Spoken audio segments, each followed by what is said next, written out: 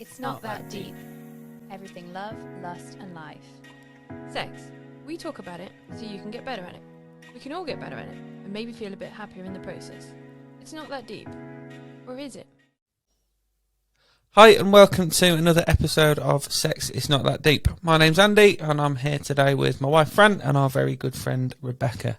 And we are talking about the Big A, which you may well have guessed refers to backdoor games. Fran, fan of the Big A? Yeah, I think so. I mean, so I've gone through quite a number of years of not having anal at all. And then there's only really two people that I've really had anal with at all, which is you and someone previously to you. And I think that's probably because it is one of those things that takes a bit of getting used to and a bit of knowing what you're doing, I think. There's a lot more to it than just general sex. You know, it's not really a leaping in there kind of thing, is it? No, I remember with the first few times we tried, which was spread over quite a long period, we struggled and it didn't really work. And we kind of just went away from it for quite a while and then tried again and it just worked. And I don't know whether that was mentally you more relaxed into it and I think so. or a physical thing. And I think it's also a lot of people's experience, isn't it? That they try and it doesn't really work and then they give up. I think that's kind of quite a common thing. I can relate to that. That's exactly what's happened with me, I think. It was like, I tried it for a partner who was really keen on it. And I just really didn't enjoy it. And I continue to really not enjoy it. And I was like, do you know what? I just don't think this is for me. And I'm really sorry, but it's not for me. Yeah. But for some people, it's like their whole relationship consists of anal sex. Obviously, with gay couples in particular, but also in straight couples, I think it can be quite a big part of people's relationships. So when we started swinging, actually, that just really stood out to me. There's someone fairly close to us, sort of within 50 miles of here. Their profile popped up and they said that the woman, she's got pelvic floor problems, and vaginal sex, for some reason, is very painful and she doesn't do it at all.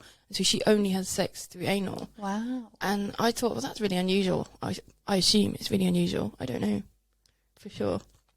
But yeah, I thought that was quite an interesting one because I assumed actually that it was more likely to be problems the other way around. And that it's more likely to be an issue for anal. But then I suppose if you've got a problem, just sort of get around it.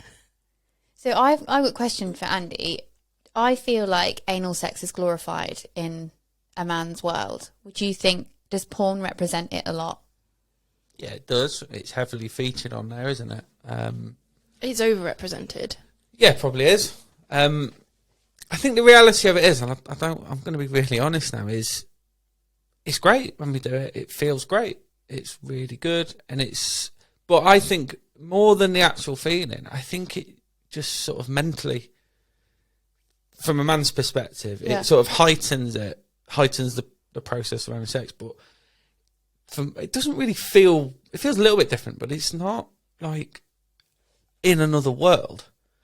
But the visual is really good, especially your massive back tattoo. I mean, everything looks good from behind. But I just think the visual and I think the taboo nature of it and the fact that it is glorified maybe does sort of over-egg it a little.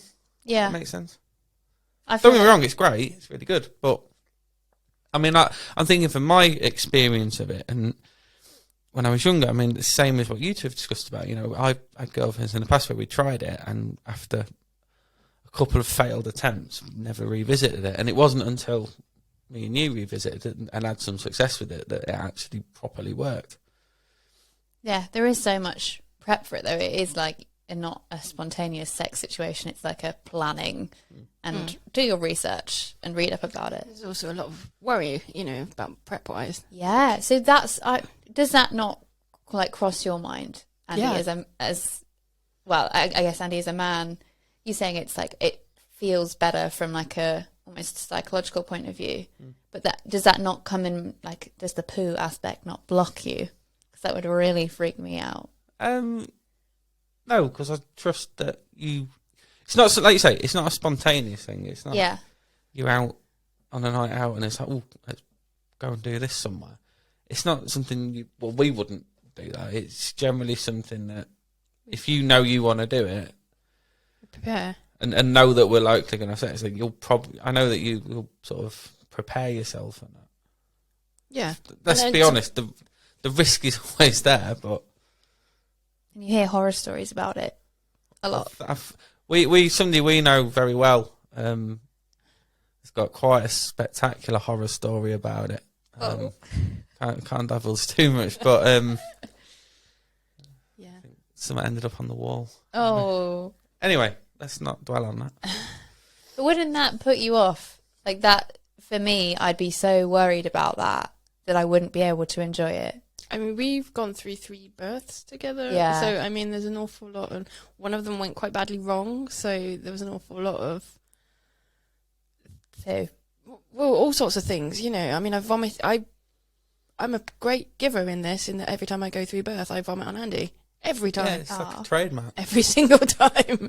And sometimes I down all of his clothes all at the same time. Yeah, and I took no spares with me, so I had to sit in them for 24 hours. Oh. Yeah, so we've sort of gone through a lot together like that. So I think that does sort of lower your barriers for that sort of thing. So, without being overly graphic, because there's nothing to be too graphic about, but bar the odd mishap once or twice, and it's even then it's minuscule. It's not a big deal in the slightest. It's never been a problem for us, but I think if somebody was attacking me in that way, I'd be really conscious of it. So yeah. I could definitely get that as being a hang up for people. Yeah. It's interesting. It's one of the things that really stopped me earlier on was a real fear of that. But actually the reality of it isn't as bad as I thought. So more so the cleanliness aspect was a bigger issue for you than, you know, the sort of... Maybe I've just let my standards slip as I've got older. Oh, maybe. But what I mean is when you're younger, was your bigger hang up around the cleanliness side and the hygiene side of it, or the fact that it's talked up as being painful? The pain, the worry about pain. And when I did try it with other people, especially, there was pain, and it was too much too quickly, you know. And I think you have to really trust someone not to hurt you, really. So what's different now then? Because like you, more relaxed, more trusting. You can get there really quick as well. Yeah, I think that relaxing is a lot of that's in the mind, and I think that's probably the biggest thing for me is knowing now. I think when you go into it to start off with, you're like don't know, and so you've got the fear behind it, and that fear it's the same thing with sex. You know, if you're scared of sex, I think you clench and things become painful, don't they? And I think the same thing is sort of true. I think it's just a subconscious clench, isn't it? Yeah, definitely. I mean, people walk around with clenched assholes all the time. Like in yoga, it's something that we talk about quite a lot. Like unclench your asshole right now. I'm literally clenching mine as you're saying that. I've just started doing it subconsciously. I've never ever thought about Honestly, that as a thing. We do it so often that you can imagine in sex when that area is being targeted that 100% you're going to go, whoa, no, nothing's going in there. Even though, like, you kind of want to get involved and let everything go, not everything, but, you know, it is really habitual. And they actually talk about it, like, psychologically. If you clench on your asshole, you know, you're a bit of an anal person. Like, I know that's a funny link, but if you look at it, like, from that kind of... tense. Yeah. So I had that after I had a miscarriage and I had loads and loads of problems. My entire pelvic floor was completely clenched. And I didn't know that it was clenched until I went to a therapist, and she literally she massaged my stomach as well, where all the scar tissue was. And she unclenched it. It was the most painful thing, but also the most pleasurable, because I didn't realise how much pain I'd got myself into. Yeah. And then that just relief of unclenching was incredible. And I think we don't realise how much tension we hold in places. Absolutely. And they always tell you, don't you, about the tension you hold in your jaw. You were talking about it earlier. Yeah. But you don't think about holding tension there. And I've never thought about clenching my asshole. It's not something that I've ever considered that I do. Maybe I do. I don't know. How would you know? When you unclench it, like push down on your pelvic floor right now. Yeah. And you can feel if you're holding on. Oh, yeah. Maybe a bit. Yeah, see? It's good having a yoga teacher in the midst today. We know all these things about anal clenching. I didn't even know it was a phrase. No, I do. So I looked up the stats about anal research, and I've sort of told you guys about this already prior to the podcast. A lot of it is very scary. A lot of the research is like, don't do it. It's bad for you. So it was quite hard to find non-biased places to get my research. So in terms of how many people have it, it was roughly a third of women are saying that they've tried it. If we look at the actual data, so it says 94% of women and 92% of men have had vaginal intercourse, 86% of women and 87% of men have had oral sex, and 35% of women and 42% of men have ever had anal sex. So because the anus obviously doesn't self-lubricate, I think there's a huge part of the problem in terms of when things go wrong is through not lubricating. So like here's some of the horror stories that I managed to, well, not horror stories, but here's what the bad press said. It said increased rates of fecal incontinence and anal sphincter injury have been reported in women who have anal intercourse. Women are at higher risk of incontinence than men because of their different anatomy and the effects of hormones, pregnancy and childbirth on the pelvic floor.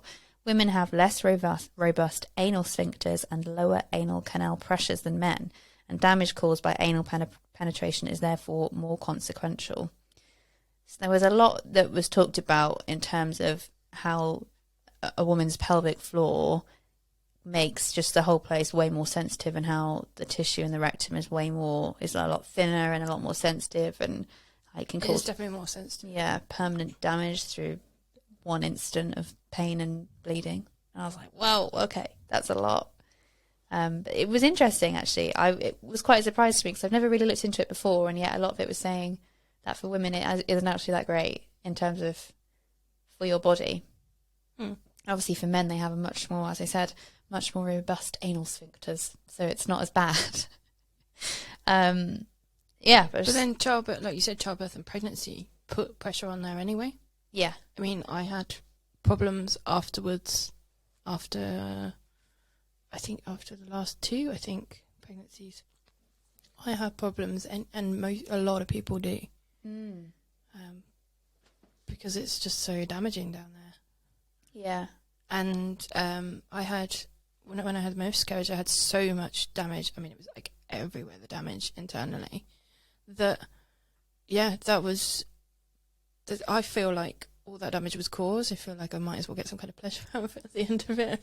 Well, it's interesting because we've actually got, as women, I think I've talked before about how there's different places you can orgasm as a woman, like 7 different spots, right? So they call it the A spot, which is called the anterior fornix erogenous zone. So the clitoris extends inside the body up to 5 full inches, which is roughly the size of the average penis. Go figure. So the A spot is an area of pleasurable sensitivity located at the very back end of the clitoris, which is the internal part. It hovers just above the cervix, so what we'd probably call a cervical orgasm, I think. All the way at the back of the vagina. It can also be reached during anal sex. And this is interesting because it's reached through, rather than stimulation, so touch or rubbing like you would do with the external clitoris, the G-spot, it's reached through pressure, which is why it's different, why you can feel it in anal sex, because it's the pressure itself of contact rather than the gentle stimulation and softness and stuff, which is why, it can also increase lubrication in women and help relieve vaginal dryness, is the A spot itself, because of the location of it being so close to the cervix. So that actually explains a lot, I think, as to why you feel a lot of pleasure from that. Really intense and really, really quick as well. I found when we first actually succeeded with anal sex, it was like, I was like, I can't hang on. I can't hold on to this. You're just going to have to be quick, basically. Yeah. We've got better at it, but initially it was really, really intense, and it's a different feeling as well. Yeah. So I'm familiar with cervical orgasms because of the way I've got retrofitted uterus, so it sort of flops around and does what it wants.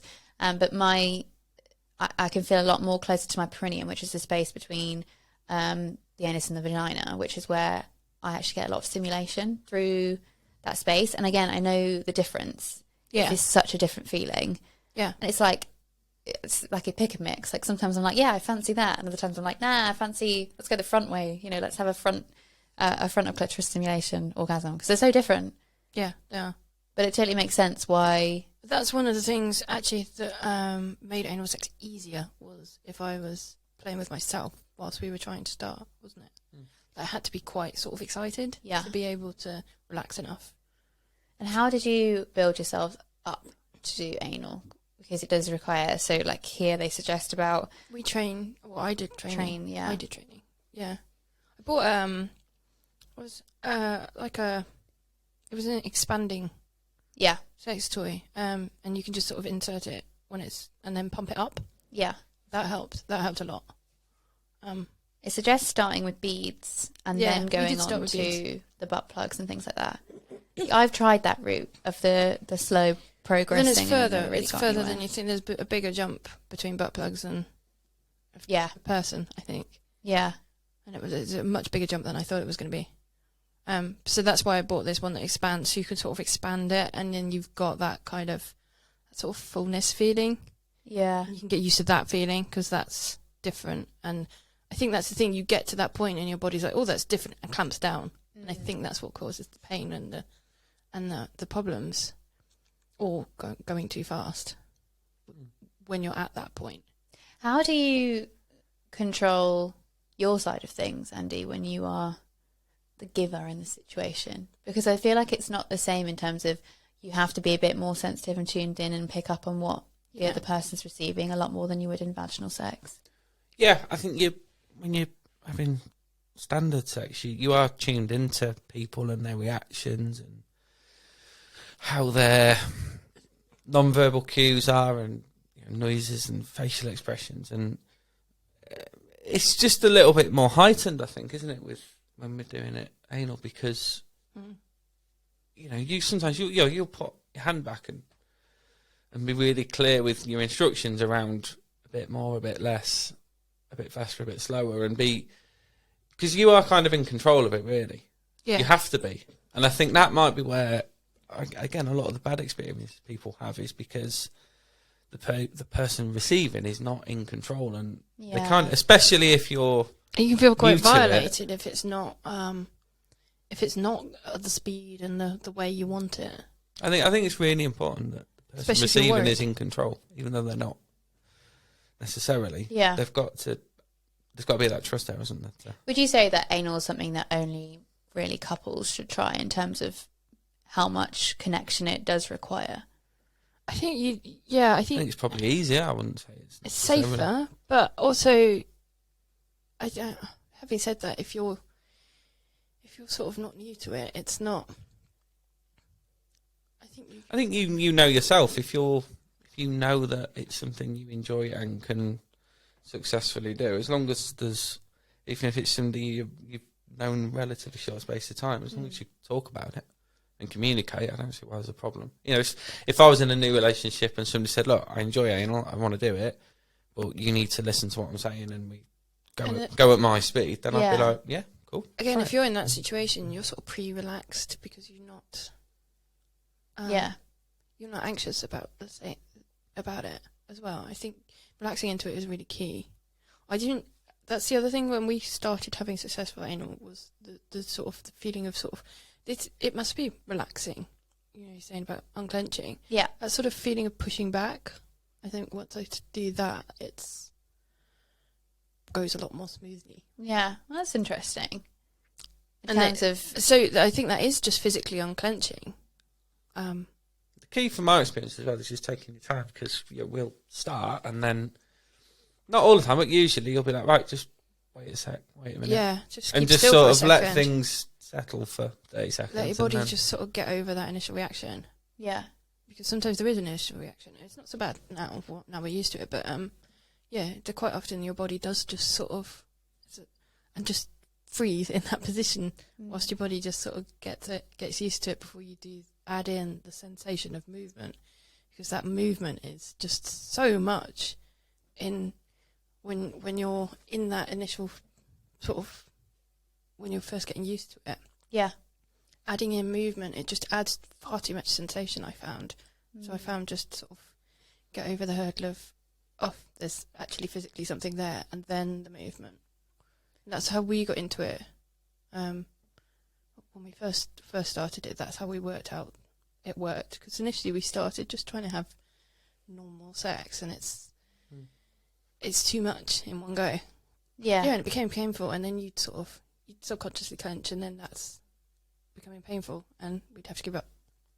So what do you think that society's perception of anal sex is, from both as men and as women? Obviously, we've sort of briefly touched on how heavily sort of influenced it is in porn. What do you think about women? How do you think women in general, obviously we can't talk for everybody, but I'm just interested. So I've seen some conversations about this in some of the women's groups that I'm in, and there is quite a lot of people saying, no, that's definitely an out-hole, not an in-hole. But then the people who are into it tend to be quite into it as well. It seems to be they're a minority. I thought it would be more than 35% actually. I think it was 35%. Yeah. I thought it would be more than that, just judging from the comments. But probably the people who are not into it, there's people violently not into it going, yeah, no, absolutely, it's an out-hole, not an in-hole. Yeah. And why would you ever do that? It's just wrong, sort of thing. But then the people sort of in the middle just don't comment, I think.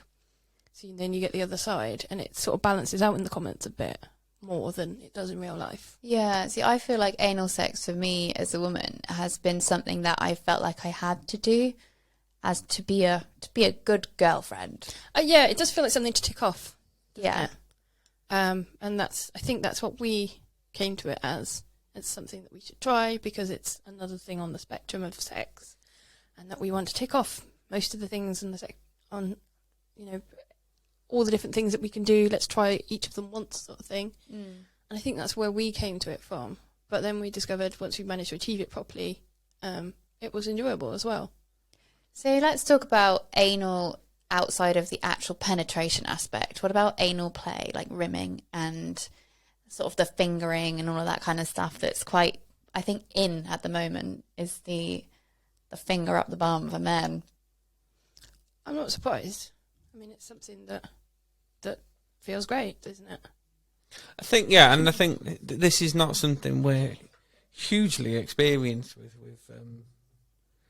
No, I mean, dabbled once or twice, but I think it's something we'll probably try more. But I don't know whether it was a YouTube or TikTok recently, but it was talking about it, and from a man's perspective, how you've literally got like this magic button inside you with your prostate that is literally this magic little button, and you press it and incredible things happen. And that it's a really underrepresented thing that people try, because I think from think of traditional male standpoint and locker room talk, it's very much an out-hole, isn't it, and not an in-hole, and if anyone goes near it, you must be gay, and all of the negative connotations that people assign to it unnecessarily.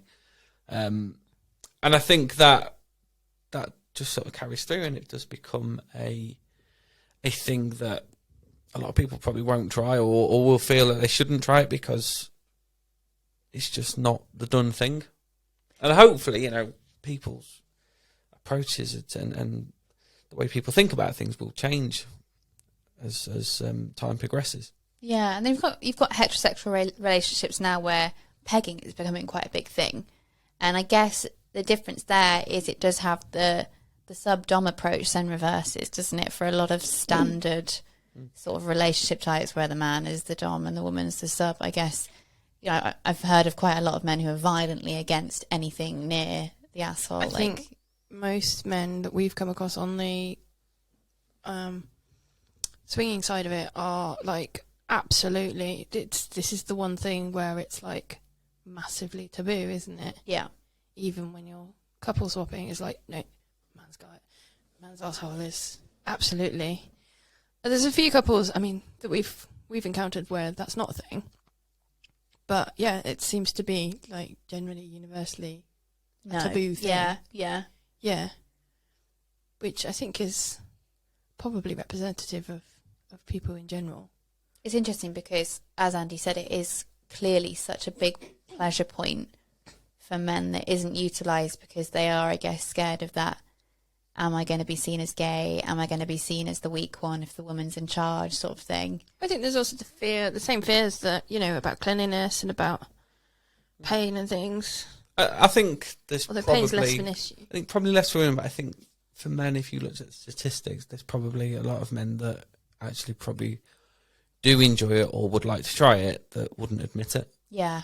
And will probably keep that as a very private thing with them and their partner, or just never do it.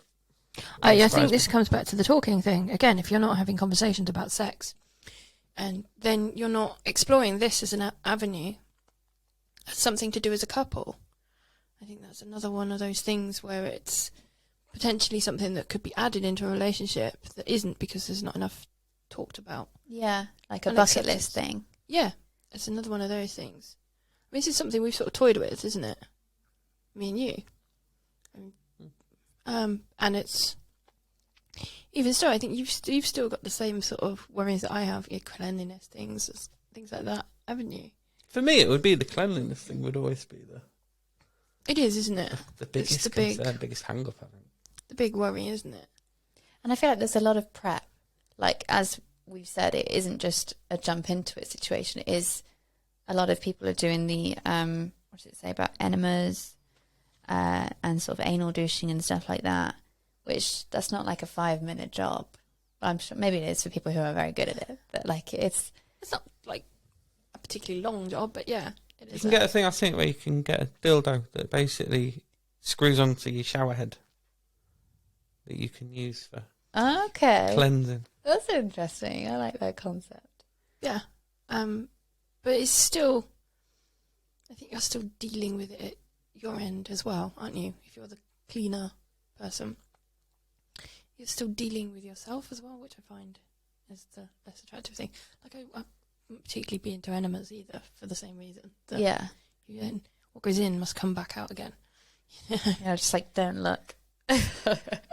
Just generally, it's not the most fun, and I think when you're thinking about sex, it's a fun thing, and it's a deeply unsexy thing in itself. Yeah. I think you just got to change the way you think about it, so that it's just cleaner. Basically, clean up after sex isn't particularly sexy either, but we all don't think it's disgusting. It's just a thing we do. But they said on here, Part of the fun. the more comfortable you get with a possible bit of poo, the less shocked you'll be if it happens. You can use an anal douche or enema for a more comprehensive clean. Comprehensive. So I feel like it's a lot for somebody who maybe you'd never done it, and Yeah. then there's like, oh no, these are all the things you need to do. It's like, oh, okay.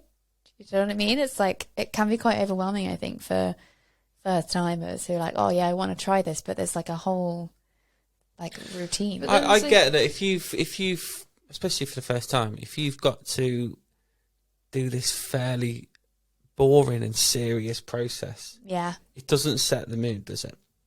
But if you've just got to compartmentalise that, haven't you? So if you want to have sex with your partner, but I don't know, you've got to get the kids to bed first, or you've got to get that email sent. You just get it done if you've got to do it, even though it's not contributing to the sexiness at all. Yeah. So you've just got to look at it as a task that I need to tick off. Well, this is what I'm saying. Before we Clean up can is have fun. something that you don't have a choice about afterwards. This is the same sort of thing. Process, it just happens at the beginning. It's how much is the fun sort of thing. Yeah. Yeah. And obviously the health risk is different to vaginal sex, particularly when it's obviously with strangers, because what they're saying is because the the skin inside the anus is a lot thinner, it tears a lot quicker. So if is the risk of STDs or like transferred illnesses and things, then it's a lot quicker to go straight into your bloodstream when there's already open wounds, which happen through the penetration.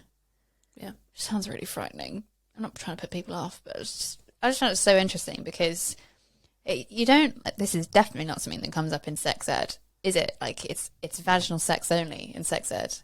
If you even thought about it, yeah. Yeah, like anal is literally, I have no knowledge on it other than That's the thing. I think that's where when people are thinking about trying it is that there isn't an awful lot of process. Like I said, like that pushing back thing with your muscles, just sort of pushing. Yeah. And that sort of accepting someone. Really helpful, but nobody talks about it because it's not a thing. You know, it's not a... You talk about sex, there's a definite... These are the things that go on sort of thing, and you can just add to that, well, this is my experience, but with this, it's just not talked about, so that you can't just add that little anecdote in. No. And that just doesn't get passed on to people. And that just... The relaxing thing is... I mean, we keep talking about it, but it's so important. And I think there's so many people on these groups that I've been talking about, and saying we've been trying to have sex and anal sex, and it's been hurting, and I keep trying, and I get more and more upset by it. And it's like, well, stop, But that's because true. that's the process. It's at that point you've got no chance. I think you've got like one shot, and if it doesn't, like when we go to have sex, if we start and it doesn't work and it's uncomfortable, it's like immediately no. Yeah. There's no point. And it's not failure. You're not coming back from that, because I think if you're already not relaxed enough, then I don't think you're going to get any more relaxed. Yeah. But I think people can see that as a failure. You know, if you're having normal sex and you start off in a position and somebody's legs gets tired, you'd swap, wouldn't you? It's not a failure. You just swap to something else. If you try anal and it doesn't work, then that shouldn't be It shouldn't be seen as a failure. You stop and move on to something else. Yeah, I think people get frustrated not too meant quickly. to be today. Yeah. And that was what we did when we tried and it didn't really work. Don't keep going. Yeah, we there was times when a few times we tried where it was like, oh, give it a minute, and it's like at that point we should have went, nope, let's just carry on enough fun and do something else. Quit while you're ahead. We kept trying, and it obviously wasn't going to work because mentally, not even on a conscious level, you're just literally closing up. This should work, but the more frustrated and the more anxious you get, the less it's going to happen. So I have a question as well, which is more logistically, right? So as women, we're always taught when you wipe after going to the toilet, it's front to back. And, like, you shouldn't cross anything over altogether. So if you're then in a situation where you're like, we're exclusively having anal, we can't mix things up because, you know, bacterial infections and et cetera, that we've always been taught about as women, how do you then say, okay, we've tried, I need to go and clean myself up? Yeah, wash. Is that it? You just, you take that break in between? Yeah, we do. I wouldn't recommend to anyone. I'm sure none of the advice is that you go from One hole A to V. Yeah. Even though that is something that's really popularised in porn, isn't it? Is it? Yeah. Oh. Yeah, really See, popularised. that's interesting because it's just not practical. Oh, it's really popularised in porn is to go from it's abbreviated to A to M, don't they? Ass to mouth. So you pull it out and you go straight in the mouth and then back again and back and forth. And I feel like no one in real life. but actually- realistically, I know. there's probably a very small percentage of the population that are into that. Yeah. Really. I'm Yeah. just thinking, oh my God, I'd be at the pharmacy. Because again, the cleanliness thing is at the forefront of most people's minds, and that's not like it's not something that is sexy in its. But that's thought. porn then educating people to But Not then if do it you're the that best way, yeah. But then if you know that you are really good, your cleaning game is really good, then I suppose then you already know that you're. It's like anything. If you're really into it and you're really into it as a couple, and I can see why people. Yeah. From a get out of degradation is something people can get off on. Yeah, and it's very much a dom sub kind of thing. Then I can understand that. You just got to make sure your cleaning goes up to it. But if you, especially as the giver, you know, if you're taking your cues from porn on what anal is, you've got to re-educate yourself because you can't just slap it in there and start hammering back and forth because you're going to, Damage potentially physical damage. You're probably going to cause some emotional damage, and you probably ain't going to end up revisiting it with that partner if you do that. No, and we have definite times as well, aren't we? We know when we're like, no, it's definitely not going to happen for another couple of weeks or something. Really? Yeah. Well, look, to be fair, I've never tried to instigate it. No. It's always, you know, if we're doing it that way, then it's for you to say, yep, let's try it. Yeah. And let's be honest, as man, I'm not going to say, no, I don't fancy it. So it's up to you to be like, yeah, I quite fancy it. And I'm fortunate in that we communicate well. So Yeah. if you want to do it, then you'll say. Yeah, that's true. That's Communication again. so interesting. Always communication. It always boils down to communication. Yeah. And that's it. This is why I'm like, people who do this on one night stands, obviously like gay couples, that's the only way they have sex. But it's different for men, I think, because it obviously, as it says on the stats, doesn't injure you as much. That's interesting. I didn't know that. I didn't realise that anatomically. It's a massive difference, yeah. But you explain it does make sense. Yeah, and I think what they're saying as well is because of a woman's hormones, which obviously fluctuate 3 to 4 times throughout the month in terms of what's high and what's low, that affects lubrication, that affects the positioning of the pelvic floor of the uterus, etc., etc., etc. So particularly if you are in a situation like mine where my uterus flips back and it's putting a lot of pressure on my back end anyway, like it's never destined to be a pleasurable experience for me, I don't think, because of the positioning of my uterus. But obviously men don't have that space there that's going to put that pressure on it, it's going to put that pain on it. I think the key point with it is lube, lube and lube again. Literally, this is what it said. Yeah. It was. And saying, also, I generally also don't just the first thing that you aim for is a cock in there, try other things. Yeah.